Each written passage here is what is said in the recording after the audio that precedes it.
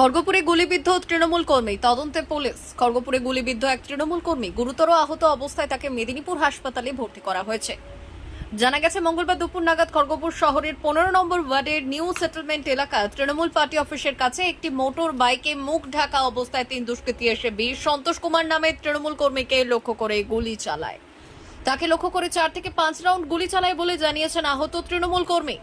একটি গুলি তার কোমরের নিচে লাগে বলে জানা যাচ্ছে। এরপরে স্থানীয় মানুষেরা আহত ওই তৃণমূল কর্মীকে উদ্ধার করে খড়গপুর মহকুমা হাসপাতালে ভর্তি করে। পরে অবস্থা খারাপ হলে তাকে মেদিনীপুর মেডিকেল কলেজে নিয়ে আসা হয়।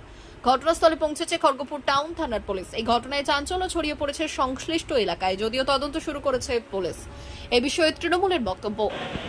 খড়গপুরে আজকে দুপুরে যে গুলি চালানোর ঘটনা ঘটেছে, পুলিশ প্রশাসন সেটা তদন্ত করে দেখছে এর পিছনে কি কারণ আছে।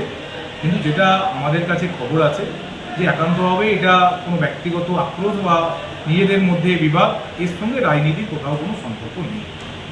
পুলিশ আমাদের খড়গপুরে ক্রাইম প্রায় শেষ করে দিয়েছে। আমাদের বর্তমান যে প্রশাসন তারা অত্যন্ত দায়িত্বশীল ভূমিকা পালন করছে। আমি শুধু এটুকুই বলতে পারি, যে ঘটনায় ঘটেছে এর সঙ্গে রাজনীতির কোথাও সম্পর্ক নেই। পুরোটাই ব্যক্তিগত পার্সোনাল লেভেলে নিজেদের মধ্যে লড়াই, তার সঙ্গে পলিটিক্যাল কোথাও কোনো কোনো যোগ নেই। এ বিষয়ে বিজেপির বক্তব্য। খড়গপুরে মাফিয়ারাজ বা দুষ্কৃতীরাজ তো নতুন কিছু নয়। তৃণমূলের মদতে সেই দুষ্কৃতীরাজ এবং মাফিয়ারাজ আরও বাড়বড়ন্ত হয়েছে। আপনারা জানেন, খড়গপুরে প্রায় তৃণমূলের গোষ্ঠীকন্দল লেগে থাকে, গোলাগুলি চলে এবং এর ফলে প্রায় দিনই আমরা শুনি যে খড়গপুরে তৃণমূলের এক গোষ্ঠীর গুলিতে আরেক গোষ্ঠীর কর্মী আহত, কেউ মারা যাচ্ছে, মারপিট হচ্ছে।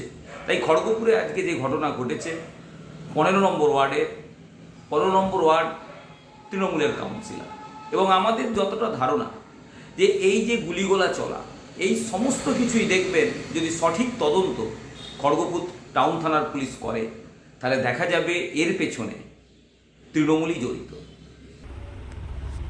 D news, Kharagpur.